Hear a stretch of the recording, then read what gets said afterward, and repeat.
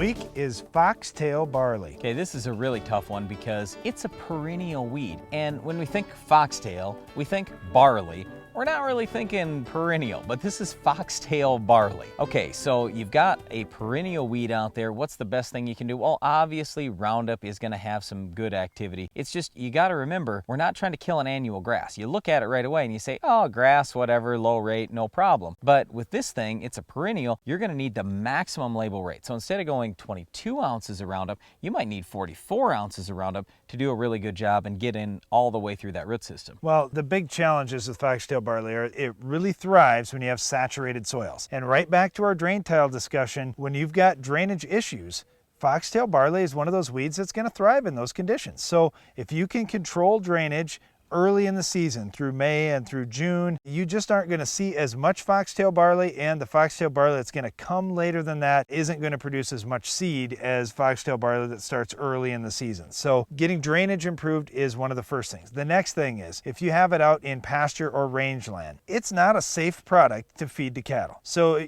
yes, if they're grazing, they can pick their way around and they can avoid it.